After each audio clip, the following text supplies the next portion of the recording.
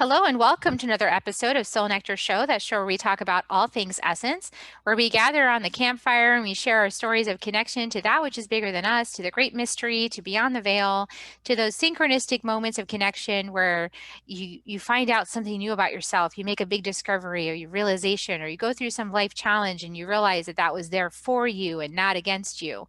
And I'm your host, Carrie Hummingbird. I love taking people on those journeys of self-discovery and to go into those shadow places that we like to avoid, and to go in it to find the gold that's in there, and to flip our perspectives about life and what it's all about and what we're really here doing. And if you're interested in that kind of conversation, or you want a community to continue exploring your spiritual path, you can find me at carriehummingbird.com, Kerri, hummingbird.com, and you can sign up for a little chat and we can have a discussion about how I might be able to serve you and my community. So today's guest, because you know, Soul Lector, I love inviting people on to share their stories who have had pretty amazing journeys to hopes to inspire you in your own. Will Pye is here with us. Welcome, Will. Hi, Carrie. It's great to be here. I'm going to tell a little bit about Will. You can see he's very centered and relaxed. You feel his energy. It's really good. He's an author, a speaker, a retreat leader, coach, and consultant, a visionary entrepreneur, and a spiritual entertainer, helping conscious entrepreneurs and change makers discover the power of consciousness to create health, healing, happiness, purpose, and prosperity. So he has his own story, which we're going to hear about today, suffering depression in his 20s and addiction, and really yearning for truth. I mean, I think we all can resonate with that yearning for truth. And so he did, you know, what a lot of people do, like really kind of investigate what's out there. Thousands of hours of Zen training, meditation, yoga, Qigong, and he got a lot of insights, embodiment, and integration of wounding and trauma, plant medicines. You know, that's up my alley. We love that. And lots of immersion in nature, studying psychology, mind body medicine, and things like that. So, and then Will experienced a tumor at age 31, a brain tumor. So he's recovered from all of that and was going to share some beautiful insights today about the journey of healing and the power of gratitude and so many beautiful messages I know we're going to hear today. And he actually has lots of books you can check out.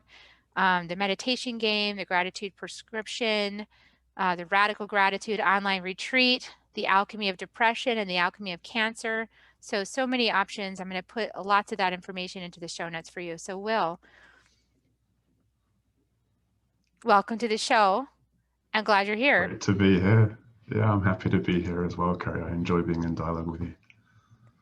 So wherever you want to begin the journey with us today, to tell us about your life journey and your experience and what it's led you to realize, you know, bring us on a journey with you. So I began the spiritual path.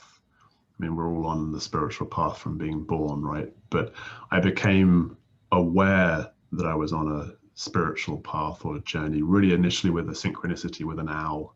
At about the age of 19, I had this extraordinary coinciding of an owl appearing whilst my friend was telling me a story about an owl, and it hung as a question mark above my consciousness for some time. Like, what happened there? It meant something to me. For my friend, it was just a coincidence. And then I got on with life and moved to Australia, having been traveling through Southeast Asia. And I, excuse me, had the unfortunate discovery, which many people I'm sure can relate to when you go traveling, that you take yourself with you. So you rather hope that perhaps if I go to a new place, I might discover, you know, I won't be smoking pot constantly, for example, but I discovered that, you know, all my dysfunctions and so on came with me as well. And really it was in that sort of dark period in my early 20s when I actually decided I was going to end my life. I was just so miserable, and I had so much self-loathing and so much lack of purpose, hopelessness, and so on. But when it came to writing a note to my family, I realized I couldn't write a note that would actually absolve them from any suffering. Excuse me. And so when that stark reality hit me, that there was actually no way that I could leave this life without causing those that I love and care about huge amounts of suffering, I made the decision to transform this body mind in such a way that it was rather more bearable and enjoyable to exist in. So on the one hand, there was this propulsion to end my suffering.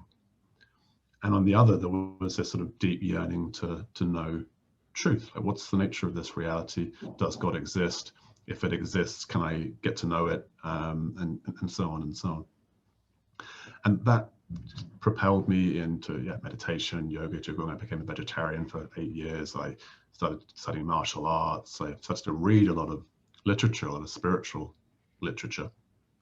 And a lot changed. I stopped these habitual behaviors. I stopped smoking pot. I stopped smoking pot and then started gambling instead. And I realized there was something more core beneath the behavior. Ultimately resolved that core wound. And then the path really became one about awakening, about discovering truth and embodying truth myself. And that took me deep down the path of Zen training in particular, but also along the way, all these quite weird and wacky, some people might consider at least, energy healing seminars, consciousness retreats, and just a lot of like really interesting things that I was going along to because I was intrigued. It was like, oh, is it possible to, can someone intuitively read what's happening in my body just from their sense? And yes, they can, I found out. Can I intuitively read what's going on in someone else's body and provide useful information? Oh, wow, I can do that too. So that was consuming me in my 20s. It was consuming me financially, energetically, emotionally. I was happy to have a successful business, raising funds for charities in Australia, which was great. And that allowed me to go off to New Mexico or California or all the usual places where a woman would expect to go to energy healing sessions, Peru, to work with ayahuasca.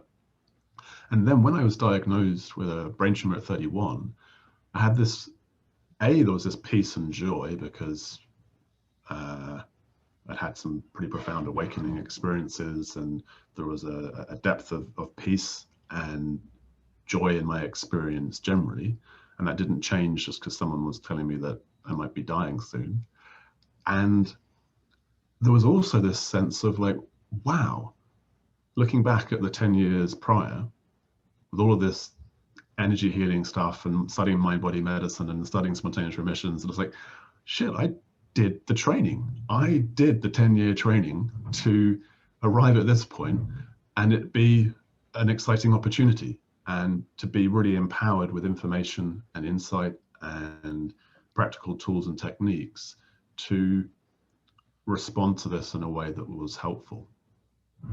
And when I say respond to this in a way that's helpful, like to respond to illness with love and joy and peace is psychoneuroimmunologically very helpful, right? It's a really good way for the body to be in general, and especially when there's a chronic condition that needs attention. And so that was quite curious in and of itself, to see like what in me knew to do all of these trainings and studying and so on.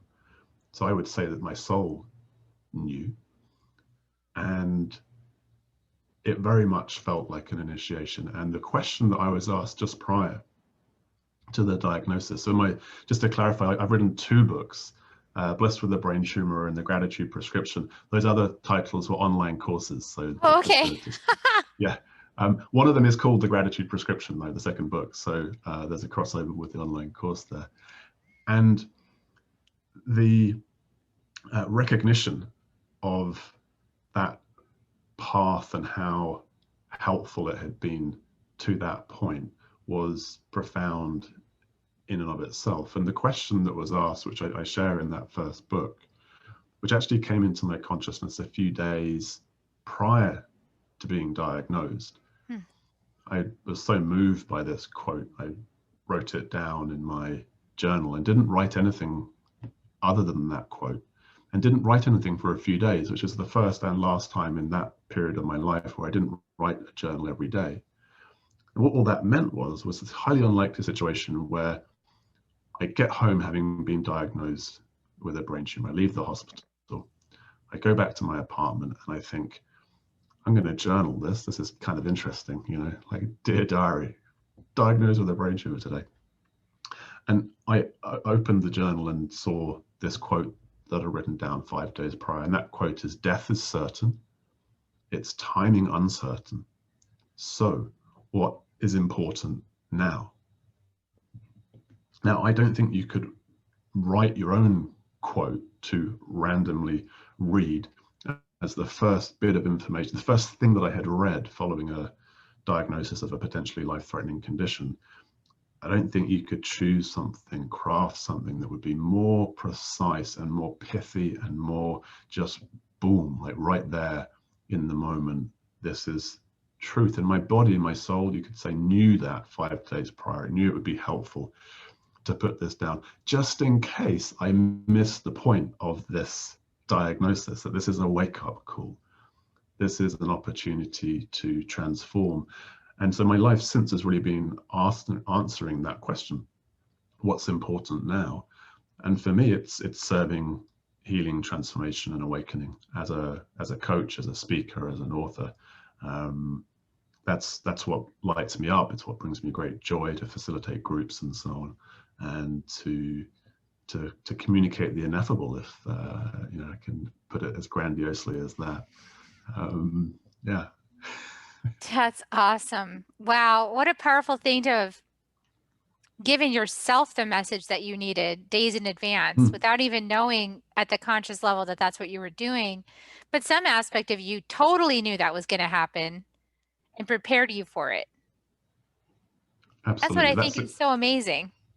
And that seems obvious, right? So you could say, oh, what a coincidence that you wrote down that quote and didn't write anything for, but that would be absurd to suggest that it was some sort of random occurrence, you know. And the synchronistic fashion and way in which life has unfolded for me, particularly along the healing path. So the way that life has presented the next person that I need to work with or study from, the way that I've maybe resisted that because it seemed like I couldn't afford to, you know, go to Mexico at the last minute and attend this super expensive retreat, but somehow life gets me there anyway, and I am learning what I need to learn and receiving what I need to receive. And the subtitle of that first book, Blessed with a Brain Tumor, realizing it's all gift and learning to receive, is very much speaking to our power as souls, and very much my journey, specific to my journey. I don't tell anyone else that their brain tumor is a gift. I don't tell anyone else that their experience is anything other than how they determine and freely choose to perceive and understand it. But certainly for me, the diagnosis was a gift. It was a profound learning opportunity and has given me so much. And the learning to receive is the learning to receive love, essentially. Learning to receive the abundant, ever-flowing love that we are swimming in, yet so often will not consciously receive and absorb into our body, into our conscious awareness. And that's part of my message, really, is that we are loved. I've got this wonderful community called the Love and Truth Party, and I was just looking around to see if I've got a love letter handy, where we hand out these love letters from the universe that remind people that you're loved just as you are. And that's a dissolving of the fear and self-loathing that is the number one way that marketing companies and politicians and everyone else, religions, manipulate human consciousness into following their instructions. And so there's something quite revolutionary about freeing ourselves, liberating ourselves from that fear and self-loathing in our nervous system. It means we're no longer going to be manipulated by any political party, by any stupid marketing campaign. You're worth it. Like, F you, there's the messages you get through on some of the advertising. It's really So quite true. insidious. So what did you realize? Because I have a mentor who I really honor who got a terminal case of some kind of lymphoma or something as well. And he ended up moving himself through it also by sending love and gratitude to like every single part of his body. Like it became an exercise in sending light, love, and gratitude to every single cell of his body. And he actually is cured of it. He's been cured now for a few years.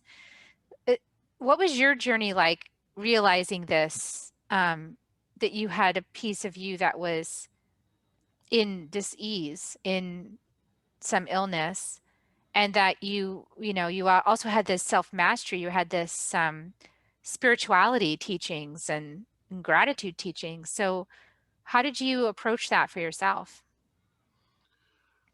Certainly there was a learnt understanding that what I resist persists.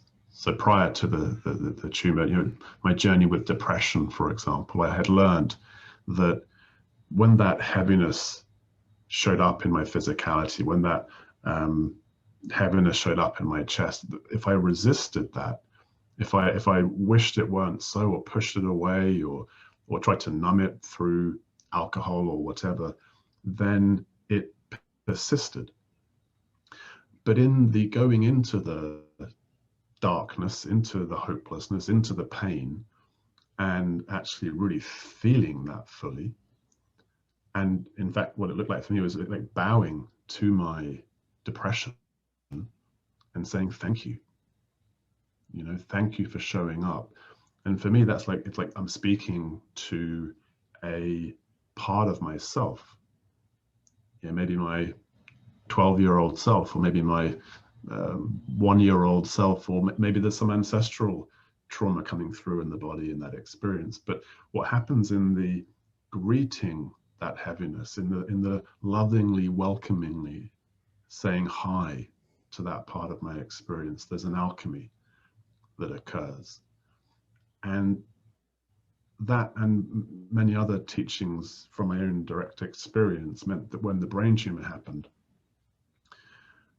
although of course it had happened sometime before I was diagnosed, I'd been carrying it around for some time, there was an intuitive and consciously learned sense that it's vitally important that I embrace this, that I love this. What is the opportunity here? What is the gift here? And the opportunity and the gift for me was that in receiving this gift, I learn about healing, transformation, and awakening such that I can serve others in their healing, transformation, and awakening. That was my self-diagnosis. And of course, like most beliefs and meanings, they become self-fulfilling. That's exactly what's happened in my life. And of course, we know from the placebo effect and the nocebo effect and psychoneuroimmunology and so on that our beliefs about our physical experience and the medicines that we're taking or not taking are causative. So there was also an awareness that bringing love and believing in the perfection of this body as it is, including the brain tumor, was important, that it would be the desirable approach to creating the desirable outcome. And fundamentally, of course, it's a part of me. It's not anymore because I don't have it anymore, but it was a part of me. And the self-love is total. There is no part of myself that I don't love. I'm completely forgiven myself for all of the foolishness and stupidity and mistakes and times that I've hurt people or that I've acted, that's just, um, I've completely come into peace and love with all of my humanity. And interestingly, the brain tumor, it was the upper right parietal. So it's the where I'm putting my hand there. And the visual image, when I was wanting to leave this world, when I was suicidally depressed, the visual image of that was a gun held to the head right Mm. there. Mm. And the tumor shape, it was a very small tumor, but then quite a lot of cysts around it, about a golf ball size in total. So what it kind of looked like was, something had gone in and exploded. It was, if you saw a visual of a bullet going into a brain exploding, it probably would look something like that. Now, again, is that just a coincidence? For me, with my understanding of how consciousness works, mind-body medicine, and so on, the power of visualization, both as a negative or a positive creative activity, it certainly didn't feel coincidental. And then life, with its sense of humor, I saw a book and it said, love yourself as if your life depended on it. And the image on the front was a gun held to the head. And Of I thought, course you saw wow, that because it reminds you, like, remember when you imagined this? uh-huh. It's like, this is the part that's so fascinating to me because I've helped clients that have, I have a client in particular that has like a tumor thing, in her kidney, but it's not, you know, cancerous, but it's there and she's wanted to shrink it and all of this, right? And so it's been an interesting dance working with her about this thing, because like you said, if you resist it or you don't want it or all that, then it like persists and it's sort of like either stays there exactly like it is or it grows or so it's kind of like your attitude towards it, like her treatments. There's so many treatments to go through in order to, heal it in the body, right? There's all these extra treatments and things every day to kind of move through. And so at one point we had this shift where I realized the importance of her attitude shift around the treatments because they weren't going to change. If it's like a burden to do these treatments and it's taking time out and it's inconvenient and all this, then it's actually giving the wrong energy to the body. So we actually have to be grateful for these treatments. Like, okay, how can we be grateful for these treatments? How can we be really grateful? Like, this is self-care time. This is your time to you don't have to do anything else. You just lie there and do the treatments. And it's your time to just do a meditation and wander and, and all of this. So we recreated this whole and everything is healing. Like all the numbers look really good. Everything has gotten better ever since that shift was made. So there is something really powerful to this realization that the body is conscious. The body is consciously responding to our thoughts, our imagination, our emotions, and it can actually even manifest physically an outcome that didn't even happen, like in the body itself. I think about the heart wall work too with this, like the heart wall, how in the emotion code, there's a procedure for removing the heart wall, like clearing out the emotional stuff that gets collected as a shield or like a wall around the heart. That stuff's real. And I've had somebody work on my heart wall and remove things, I can feel it. It's so much like I have no heart wall right now, apparently, like it's cleared completely. I say yes to that. Okay, cool.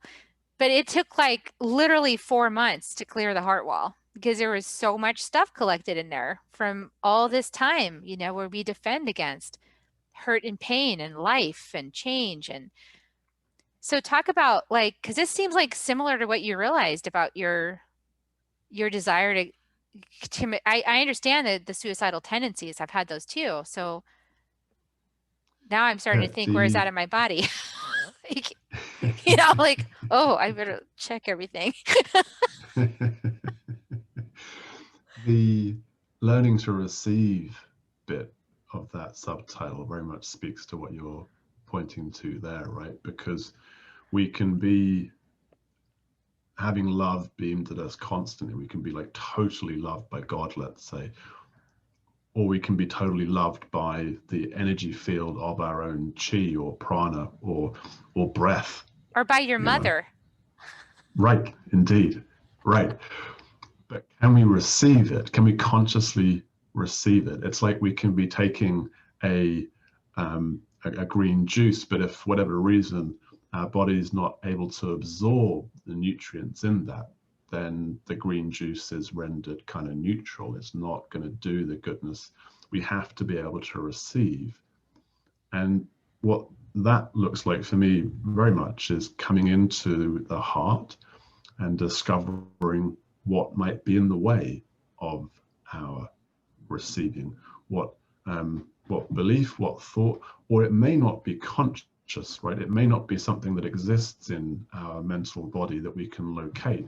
It may simply be an energetic resonance, a somatically held resonance of something that was experienced earlier in life, or of course we know from the science of intergenerational trauma in a life of my grandfather or my mother or my father or my great great grandmother or whoever it might be.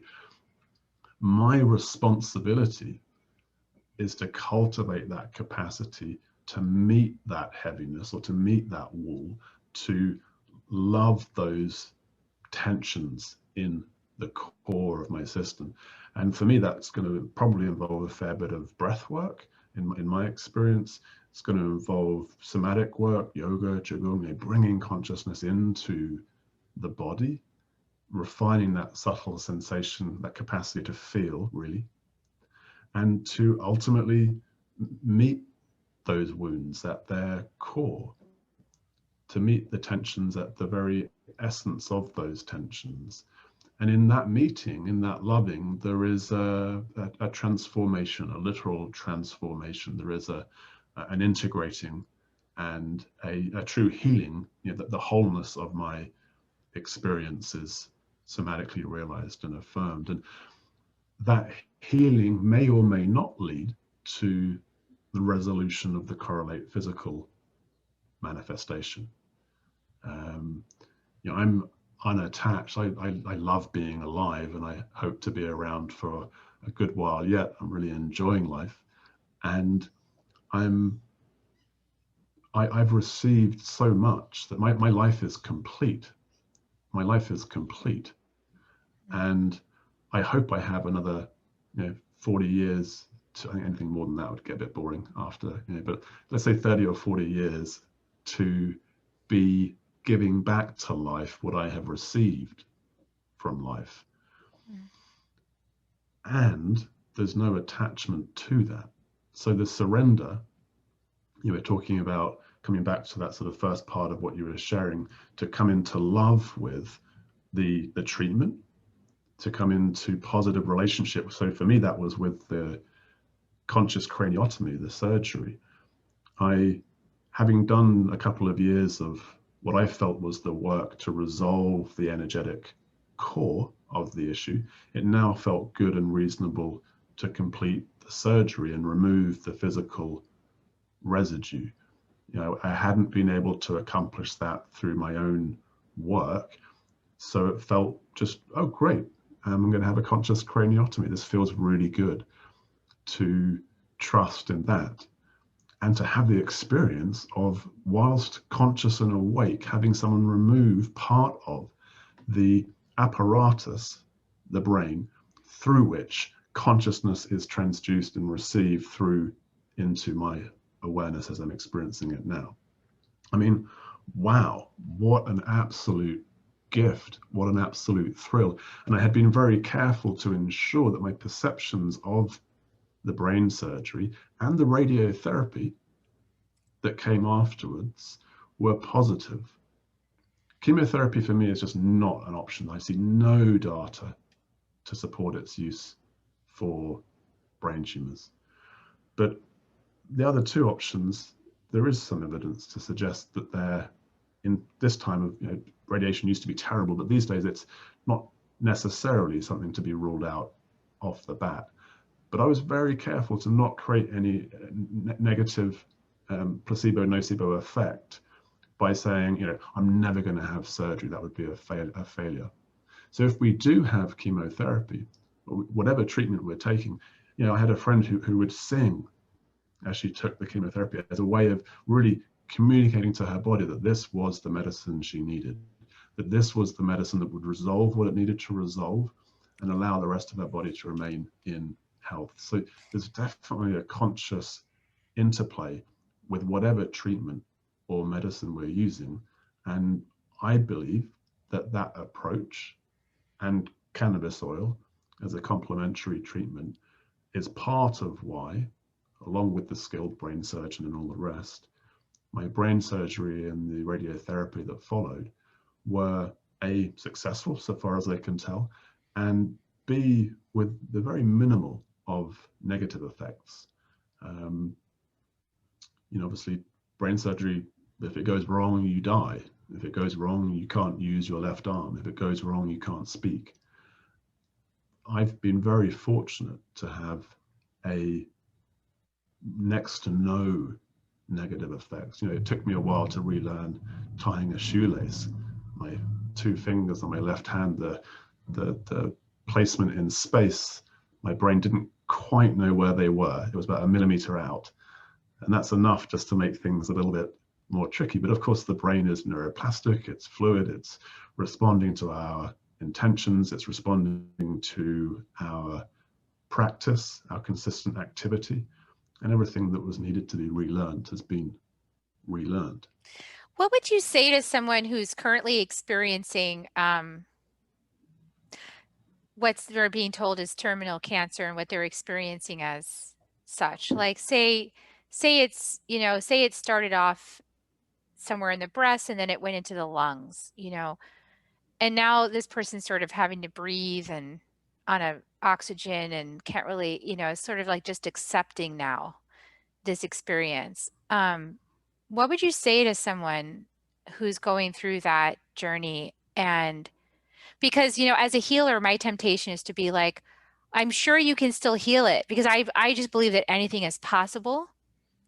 And also I know that when a person's on that part of the journey, like sometimes it's like it's just an acceptance of that this is how I'm going to go. Yes. How do you relate to that when someone comes to you? So it would, so what first came up for me was it's not terminal, but that's part of my conditioning. That's part of my empowerment. That's part of my rebel that would be clear on that.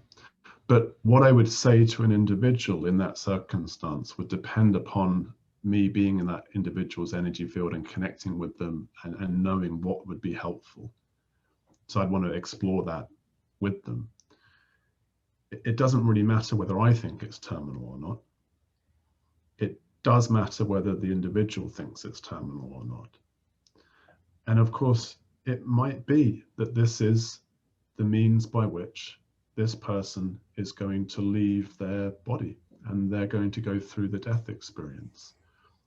So then it becomes a case of ensuring that pain is minimized, that comfort is maximized, and that that individual is at peace with their passing at the earliest opportunity, because the moment we become at peace with our passing, the moment we become at peace with our death, we're free, we're totally healed, because that's the number one fear, right, of death, of cessation.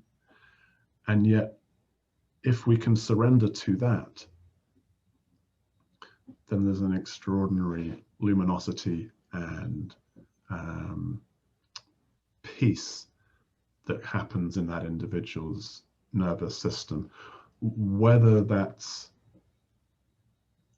going to have a positive effect upon their physiological functioning or not, it's only going to help.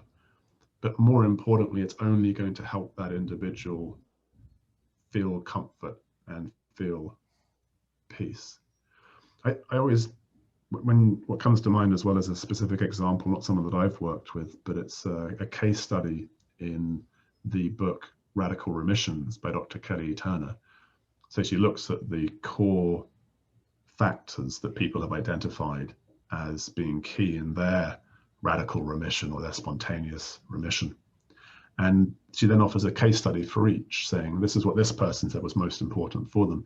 And there was one with a brain tumor, and the person was given the news that they had, I can't remember how the doctor put it, it was something like you've got a 10% chance of coming back in a month and not being dead or being better than you are, sort of thing. And so in effect, the communication was, this is terminal.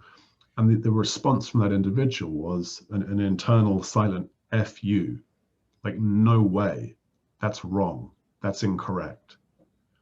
Now, if that's not there in the individual, if there's not that total clarity, that total unbreakable will to live, then I don't see how the miracle is possible. There's got to be a strong reason to live, whether it be family or the soul has yet to complete its purpose, its function, its journey, its being in this life. So yeah, I think that's a long answer, but short answer, I'd No, feel into that's that helpful. person's energy field. Yeah. That's really helpful. Yeah, it's really, really helpful. And I'm going to share this video with my friend.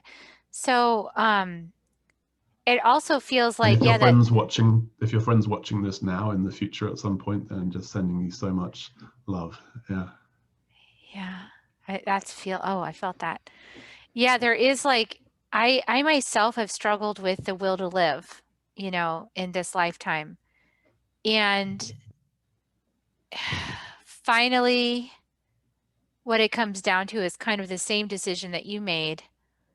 Like, I love my children so much. I love my partner, my new husband, right? So, like, I can't imagine leaving this place and leaving Akeem. He deserves to have a love partner here as long as I can be here.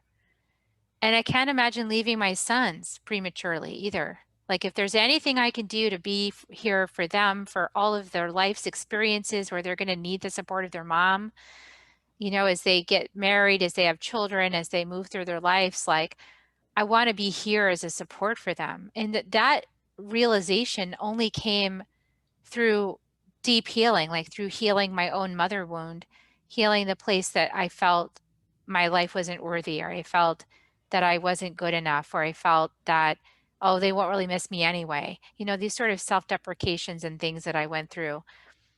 I had to heal all of that. And at the other side of that, I became like a real mother, like a real adult. And now I see, oh no, I'm never going to leave before my time. I'm here for them. I might have some ups and downs, I have some bumps, but like, I'm here for a bigger purpose than just my own life. And I think it's that shift in consciousness, like seeing the bigger picture, seeing how your light adds value, not just to yourself, but to many others in your family or in the world, that actually creates a big commitment. It created one for me inside of me to go ahead and live, and to also realize that that is an old pattern in my brain. Like, that's just an old cycle or pattern that got stuck in there somehow. And when I felt hopeless, and now that I see there's so much love and support, I don't need to go to that old pattern. I can choose another route if I get an obstacle or a challenge. Yeah. The narrative. So I was fascinated by suicide as a sort of sociological, biological, psychological thing in my youth, in my 20s. And I remember reading a book, and it was a collection of suicide notes. And it might sound a bit morose or depressing, but I found it actually very enlightening and very beautiful. And one of the tragedies or the sad things was how one of the themes in all of these different notes was how many people thought that they wouldn't be missed, or in fact, that they were removing themselves as a burden to life or to their family, and so that thought that you're pointing us to, or that narrative, I think many people will be able to relate to, and the clarity that came for you, that I hope can perhaps resonate out into the consciousness of some people listening, that you have immense value, that you have immense value, and people appreciate and love you, whether that's something that's being consciously communicated to you regularly or not, whether you're aware of the value and the light and so on that you're bringing into life or not. That's the truth. In your existence, there is value, there is beauty, and you're contributing to the totality of life by being. And that other phrase that I heard you speak to that feels really resonant and powerful is committing to a purpose bigger than ourselves. So certainly that's the only way that my life has meaning, is to, I'm here to serve consciousness. I'm here to serve healing. I'm here to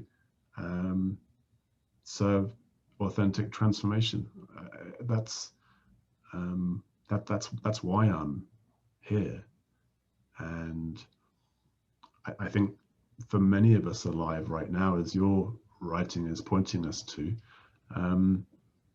that is precisely why we're here, is to embody a new consciousness and to heal our wounds, and to, yeah, really embody the truth of our own being to the fullest of our capacity, knowing that our unique expression, our fingerprint, our uniqueness is profoundly valuable, because it is, right? Because we are. Not out of some sort of fantasy, or it's like, this is it. We are existent as this unique expression of genetic material and all the rest. And so therefore clearly it's required. And we might do well to continue to enjoy being this and sharing this with a crazy world that needs a lot of love and a lot of peace. And I mean, I can imagine most of my wounds up until now have not been physical. So I've had more emotional things I've been processing. So, the places to put love, right? It's like, and I can only imagine, because on my journey, the answer was to appreciate how much I could grow from healing my mother wound. Like how much I could grow, how much this was teaching me, not only about myself and my value, but also about my value as a mother, my value as a daughter, my value as part of the ancestral web of my family, and the value of mothering energy, and the inquiry of like, what is mothering energy? Like, what's a positive pole of mothering energy? Like, even just that inquiry. And so I can imagine that, this has been quite a painful journey for me, 51 years, of this exploration, and so much I've learned. And I feel in a very healed space with it now. I feel accepting of the conditions of my relationships as they are, and my relationship with myself. And I know what's in my sphere of control and what's not in my sphere of control, right? And so it's like to be in acceptance of the things outside of our control too. And I imagine that that's all applicable also to a physical ailment like you're talking about, except it's like more mortal, right? Because mine isn't going to, my mother wound isn't going to kill me, right? So it's like that next layer of like, oh, wow, this thing, now this thing is mortal. Now this thing is challenging my fear of death. That is just, to me, when I see somebody going through that, that is just a level of self-mastery that soul has beckoned to themselves. I see them as just a very advanced soul having a very powerful experience of the question of life itself. I think that's powerful. And, you know, I think that that's a very powerful soul's curriculum to have chosen. There was something you spoke to there, which I want to reflect and echo, and the power of the mother energy. And one of the greatest compliments I'd ever received, someone said, having been on a workshop with me, I think they said that they felt a sort of mothering energy in my presence. And I almost wept to hear that, because I thought, well, golly, I mean, what, you know, as a man who has sought to get out of his head and into his body and into his heart and into his love, that was an extraordinary compliment to receive. And the bringing of this loving presence that I am into the world is my greatest gift, opportunity, joy, honor, privilege. Yeah, and that's been cultivated by being able to meet my own despair and pain and trauma and wounding, to sit with that, so I can sit with other people's in such a way that's helpful. Yeah. That's so beautiful, Will. I mean, you're so conscious, so considerate. The depth of your presence is very palpable. And I recognize it. I recognize it because I'm also a person who's done deep work. So it's like such a relief to be with somebody who's like very present, actually listening to you, feeling you, present with you. That's just a gift. And I think that gift's going to expand into the world because I feel like that is our next frontier is as we be present with ourselves in all new ways. And just like you and I have learned, this presence with ourselves and our bodies and the messages from spirit and what does this tumor mean and what does this mean, this ache or this pain or this emotional pain, like all of that, as we be present with that pretty uncomfortable stuff, as we learn how to be present with that, then we can learn to be present with others in their pain. And then they receive that gift, which I think is the greatest gift. I don't really think there's any greater gift than being present with somebody in their pain without trying to fix it. Like 100%. there is no 100%. other gift. Like that is like the biggest gift to give somebody. Yeah.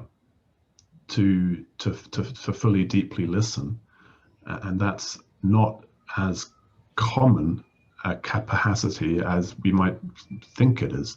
And really, this would be the sort of siddhi, or the gift of empathy, to actually sit with and feel into and become and sense the experience of another.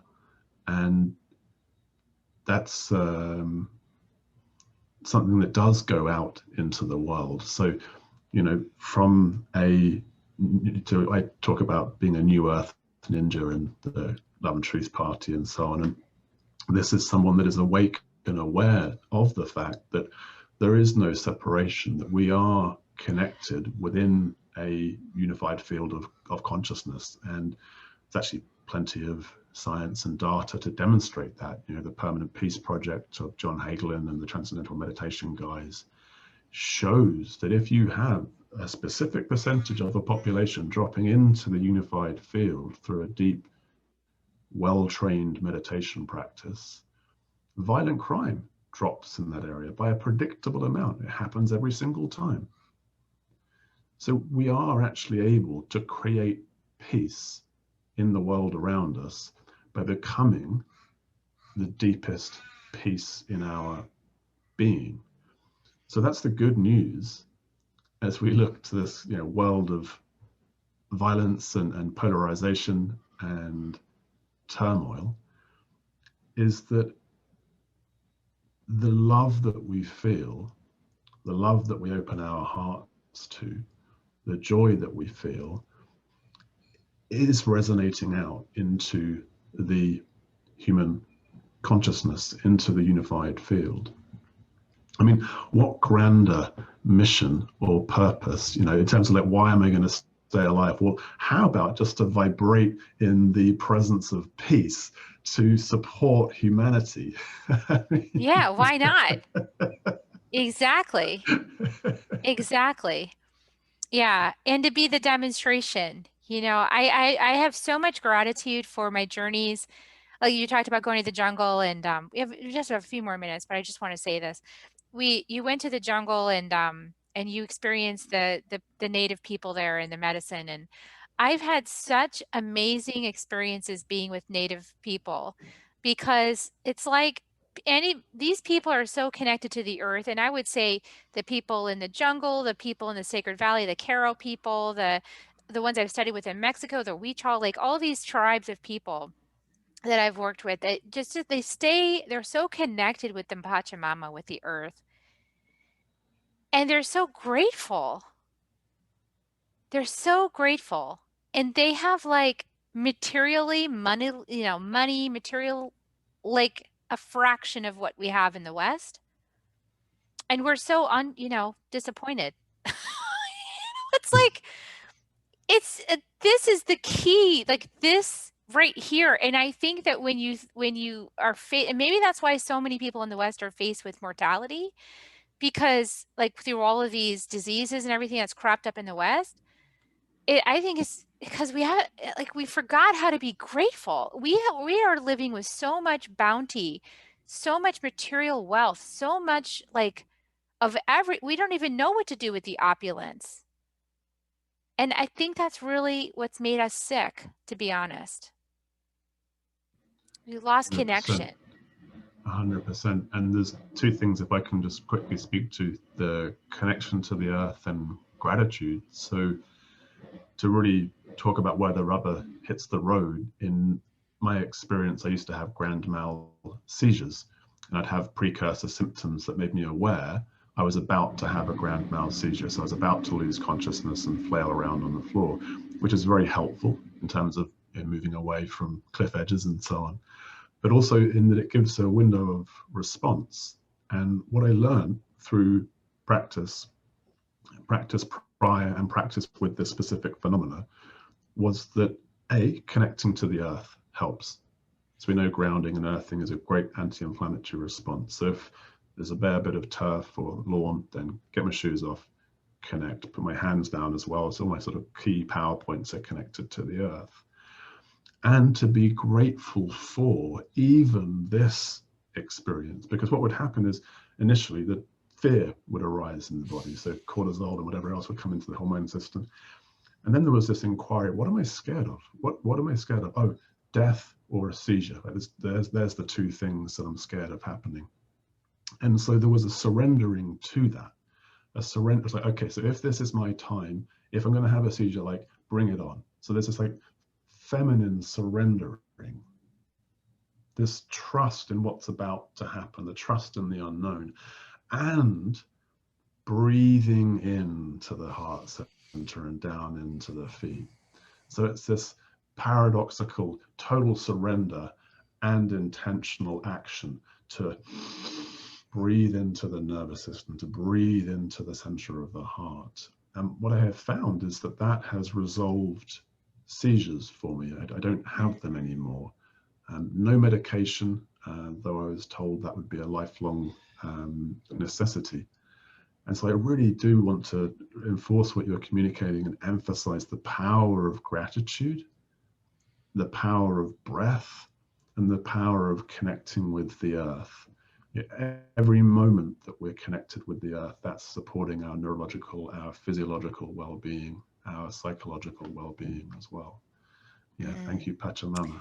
Thank you, Pachamama. Oh, she brings us home one way or another. So we can go willingly and nicely, or we go through other means. Kicking and screaming. Ooh, Yeah. I go nicely. Thank you, Pachamama.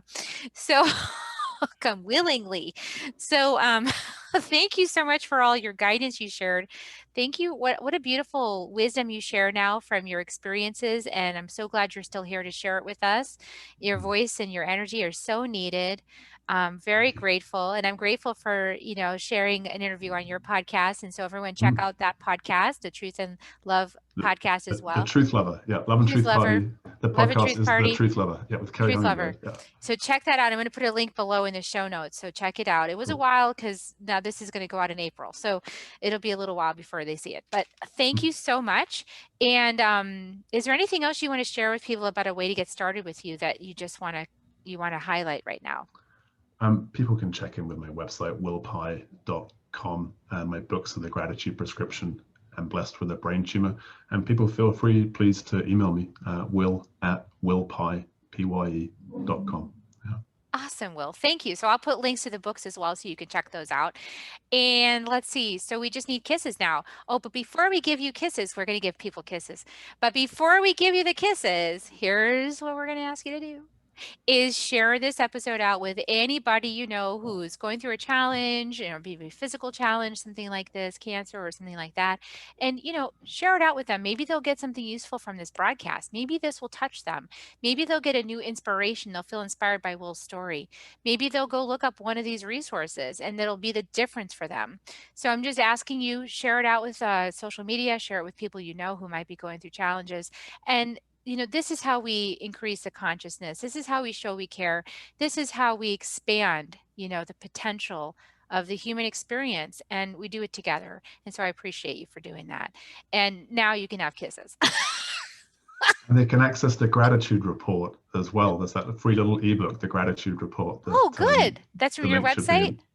It's I'll send you the link. It's not currently on my website. It's hot off the press, but it's a free little book that offers practices and insights into how to practice gratitude. So I'll send the link to you, Karen. You can share it on the show notes. Awesome. I will put that link in the show notes. Okay, so now everybody get kisses because we promised you we're going to deliver. Here come your Uh-huh. kisses, everybody. Okay.